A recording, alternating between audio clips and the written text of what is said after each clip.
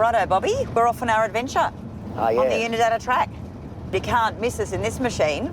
Oh, no, she's a good machine. She's a special machine, this one. We might have the right ute, but this trip isn't one for the novice. This is a land of extremes. I've been around when the temperature's been over 50 degrees in the shade, and night time 7 below. And that's fair dinkum. People sometimes don't realise with the heat and the cold, the extreme. Well, you wouldn't want to break down in that either way. I know. If you make a mistake, you know, like it could be pretty costly.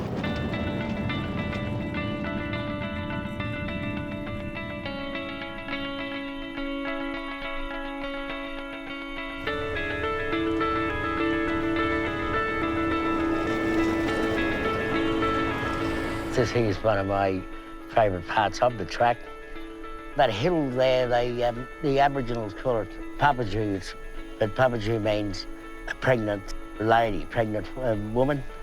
The name in English is Bo Peachy. Really does look like a pregnant lady. It just changes all the time. You think it looks like a long, straight dirt road, and then it changes.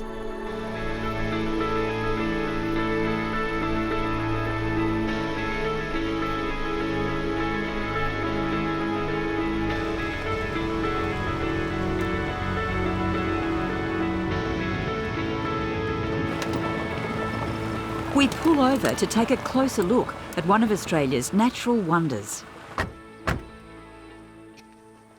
How spectacular, Bobby. Oh, this is it, isn't it?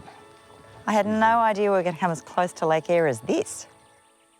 Tanda Lake Eyre, to give it its official name, is Australia's largest salt lake. And on rare occasions, it fills with water. Seen it dry and powdery and dust, white dust going hundreds of metres up in the air, and I've seen it full and overflowing, and water backs up, you know, kilometres away.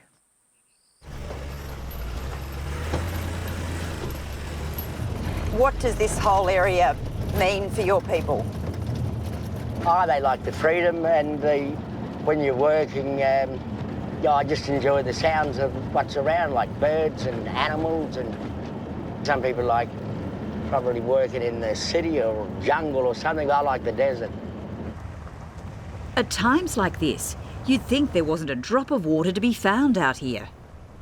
So it's a surprise to learn we're driving across one of the world's biggest underground basins.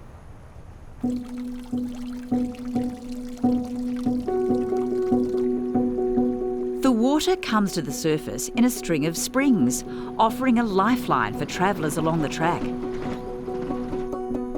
They are the reason the Aboriginal people traded along this route for thousands of years. And why, in the 19th century, explorers, surveyors and pastoralists followed the same path. Would have been a nice surprise for the explorers or whoever came here thousands of years ago to have something like this here. Would have saved a few lives. Oh, yes, and... Oh, look at that now. What's happening there? Oh, that's the snake breathing. The legend is it was a giant snake came from down the Stewart Creek, came into the junction and up to here. Then an Aboriginal got it, cut its head off and threw it over there.